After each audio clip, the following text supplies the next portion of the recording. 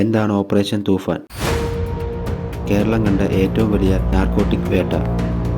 കേരളത്തിൻ്റെ ചരിത്രത്തിലെ തന്നെ ഏറ്റവും വലിയ മയക്കുമരുന്ന് വിരുദ്ധ വേട്ടകളിലൊന്നിനാണ് കഴിഞ്ഞ ദിവസങ്ങളിൽ നാം സാക്ഷ്യം വഹിച്ചത്.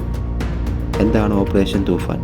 ഒറ്റ രാത്രി കൊണ്ടും തുടർച്ചയായ പരിശോധനകൾ കൊണ്ടും മയക്കുമരുന്ന് മാഫിയയുടെ നട്ടലൊടിക്കാൻ പോലീസിനും എക്സൈസിനും കഴിഞ്ഞു.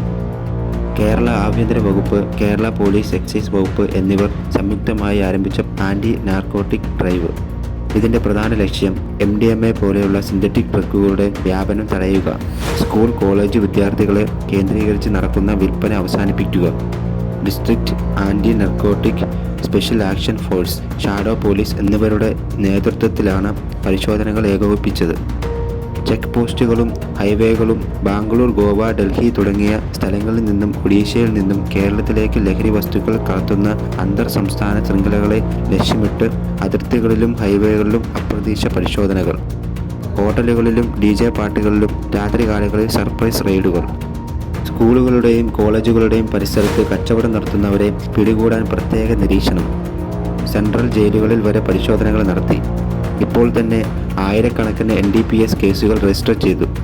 ഒട്ടനവധി ക്രിമിനലുകളും ലഹരി കച്ചവടക്കാരും അറസ്റ്റിലായി. കിലോ കണക്കിന് കഞ്ചാവും വലിയ അളവിൽ MDMAയും മാരക ലഹരി മരുന്നുകളും പിടിച്ചെടുത്തു. ലഹരിക്കെതിരെയുള്ള ഈ പോരാട്ടത്തിൽ പോലീസിനും സർക്കാരിനുമൊപ്പം പൊതുജനങ്ങളുടെ പങ്കാളിത്തവും അത്യന്താപേക്ഷിതമാണ്. സംശയകരമായ സാഹചര്യങ്ങളിലോ ലഹരി വിൽപ്പനയോ ശ്രദ്ധയിൽപ്പെട്ടാൽ പോലീസിനെയോ എക്സൈസിനെയോ അറിയിക്കേണ്ടതാണ്.